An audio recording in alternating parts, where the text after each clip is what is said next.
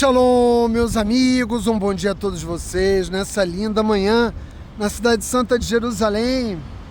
Estou aqui numa das principais entradas da cidade de Jerusalém e, como sempre, a caminho do Shuk Mahanei Yehuda para ultimar os preparativos finais do Shabbat lá em casa. E resolvi dar uma paradinha aqui na frente da Yeshivá, que leva o nome do Rav Kook, de abençoada memória. O Rav Kook, ele foi o primeiro rabino-chefe Ashkenazi de Israel no período que antecedeu a fundação propriamente dita do Estado moderno de Israel. Ou seja, ele foi rabino-chefe durante o período do mandato britânico que nos deixou no ano de 1935, eu espero, inspirado pelo imenso legado que esse sábio do nosso povo nos deixou, poder oferecer a vocês um pouco mais da imensa sabedoria da Torá. E como vocês sabem, o povo judeu no mundo todo vai fazer a leitura da nova porção semanal da Torá, que nesse Shabat corresponde ao início do quarto livro do Pentateuco Mosaico, o livro que leva o nome de Bamidbar. Ou seja, nós temos um livro inteiro da Torá dedicado a nos relatar, por meio da sua narrativa, período em que nós vagamos 40 anos no deserto, porque Bamidbar significa justamente no deserto.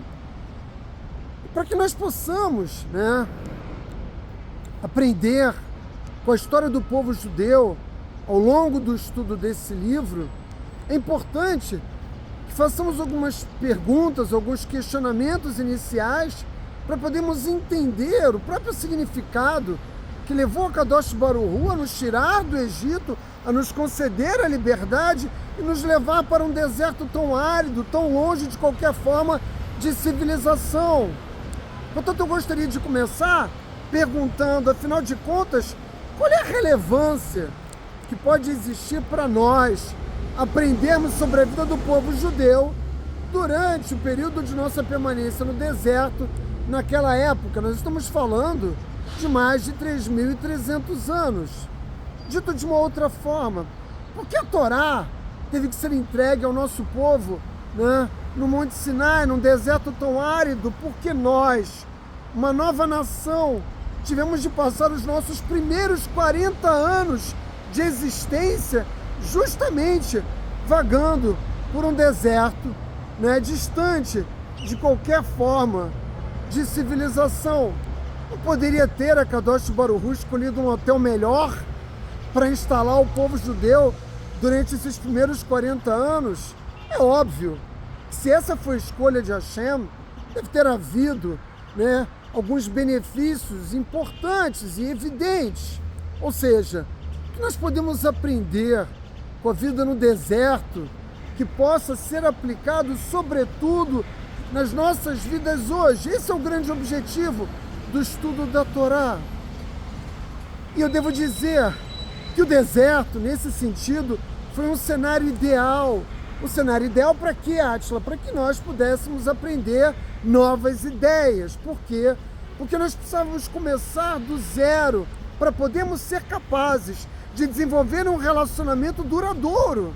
Tão duradouro que mais de 3.335 anos se passaram e eu estou aqui falando para vocês do Deus único. Um relacionamento duradouro baseado em confiança absoluta. Até porque essa é a única forma de nós podermos, de fato, sobrevivermos no deserto. Ora, nós tínhamos acabado de nos libertar do Egito, tínhamos acabado de sair de um mergulho que durou mais de 300 anos numa cultura perversa, idólatra, onde fomos preparados para sermos o quê? Escravos. Isso também teve o seu valor, mas é evidente que era preciso, e por isso faz sentido, que a Hashem agora nos levasse para um lugar separado de toda essa influência, das influências sociais de uma cultura que evidentemente tinha penetrado no seio do povo judeu. Preciso dizer que nós tivemos méritos para sermos libertados por Hashem, mas também é verdade que o nosso povo foi influenciado e assimilado, de certa forma, em toda a cultura idólatra do povo egito, a começar pelo fato de que 4/5 do nosso povo sequer saiu da terra do Egito. Isso nos ajuda a entender, em parte, por que Moshe Rabbeinu, durante o exercício da sua liderança de 40 anos no deserto, enfrentou tanta resistência. O nosso povo, evidentemente, precisava primeiro se esvaziar completamente daquele conjunto de ideais e valores que carregava para poder receber a Torá nas suas mentes e também nos seus corações. E é muito difícil fazer isso, porque mesmo quando estamos diante da verdade, todos nós afirmamos categoricamente que queremos a verdade, mas o desejamos só enquanto essa verdade não nos força a promover mudanças significativas, mudanças reais nas nossas vidas. Quando nós somos confrontados com a necessidade de promover essas mudanças, aí sim é que nós vamos determinar em que medida essa sabedoria, esse conhecimento, de fato penetrou em cada um de nós. Eu vou dar um exemplo disso muito simples. Muitas pessoas buscam o povo judeu e querem se identificar com o povo judeu, mas elas foram educadas, sobretudo por conta do mergulho que elas se encontram, na sociedade brasileira, mas em outras partes do mundo, numa lógica e no modo de vida próprio da cristandade. Elas acham que se eu colocar uma kippá, se eu colocar um talit sobre o ombro, que isso vai aproximá-las de Hashem, que isso vai torná-las judias. E, na verdade, nada pode ser mais falso do que essa ideia. Portanto, quando nós dizemos para as pessoas que o processo de aproximação com o Criador nos exige o desenvolvimento de um esforço que é muito mais interno do que apenas a exteriorização desse sentimento, normalmente nós criamos ódio contra nós. Eu recebo mensagens de ódio o tempo todo, pessoas que me agridem, e como o meu WhatsApp está disponível, as pessoas me mandam mensagens dizendo as coisas mais absurdas. Por quê? Porque elas não gostam de ouvir o que eu tenho dito ao longo desses anos. Me permitam dar um exemplo, contando uma breve história. Eu espero que vocês nunca se cansem de ouvir as minhas histórias, as histórias do povo judeu, porque se eu viver mais 100 anos, eu pretendo continuar por 100 anos contando histórias. E essa história é a história de um fazendeiro que precisava de um terno novo para uma ocasião muito especial, e ele foi até a cidade, procurou o alfaiate, conversou com o alfaiate das necessidades dele, e eles escolheram um lindo tecido e também o estilo que esse novo terno deveria ter. E quando se aproximou da ocasião dessa celebração especial, o fazendeiro voltou à cidade para buscar o terno dele. Quando ele chegou na loja do alfaiate, o alfaiate estava atendendo uma outra pessoa e entregou ao fazendeiro o terno e mostrou a ele o provador para que ele pudesse ir vestindo, enfim, para que ele pudesse colocar o terno, e se fosse o caso, o alfaiate faria as últimas modificações. E quando o fazendeiro entrou no trocador e começou a vestir a calça era extremamente apertada, e o sujeito lá dentro começou a gritar: "O que você fez comigo? Essa calça não fecha". Ele encolhia a barriga e simplesmente não conseguia fechar os botões da calça. Depois ele colocou sobre os seus ombros o paletó desse terno, e mais uma vez a sua reação foi: "O que você fez?", dizer algo como: "O que você fez comigo?". O terno também não entrava, até que ele saiu do trocador gritando com raiva do alfaiate, e ao sair todos riram do fazendeiro, porque o fazendeiro era um tolo. Ele havia colocado o paletó sobre o seu macacão. E o alfaiate disse para ele: "Olha, você tem que tirar primeiro o macacão que você usa no seu trabalho, na lavoura, antes de colocar o terno". E é isso que acontece com a grande maioria das pessoas que buscam no judaísmo a resposta para os seus dilemas. Elas querem vestir um terno novo, mas elas não querem tirar as roupas que elas estão utilizando agora. Entenderam?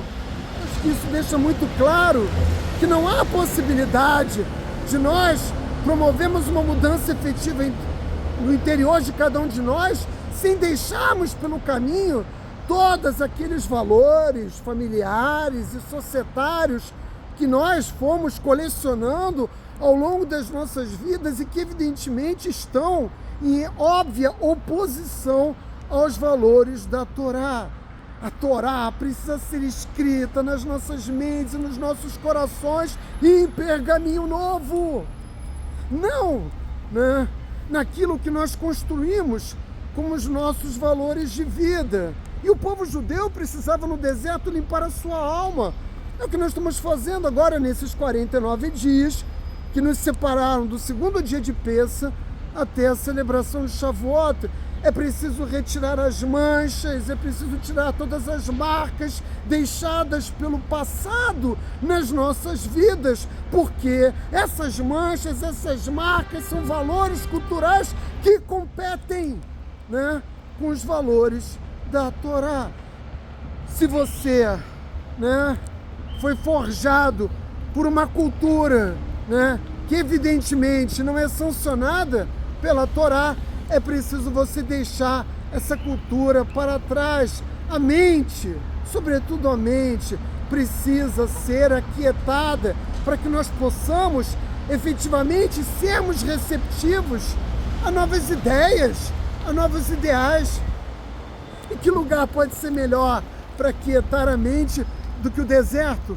Quando nós fazemos Hibodedut e buscamos um processo de aproximação com o Criador por meio de uma oração, de um diálogo direto, nós procuramos sempre um lugar, de preferência com contato com a natureza, em que nós possamos, né, tendo silêncio e a quietude própria da natureza, de fato estabelecermos uma comunicação com o Criador. E todo Baal Teshuvá, que é o meu caso, que só abracei a observância da Torá depois dos 40 anos de idade, todo Baal Teshuvá sabe muito bem como é difícil assumir compromissos, ou seja, ser temente a Hashem, ser observante da Torá, sem antes deixar tudo aquilo que você construiu como parte da sua trajetória pessoal para trás.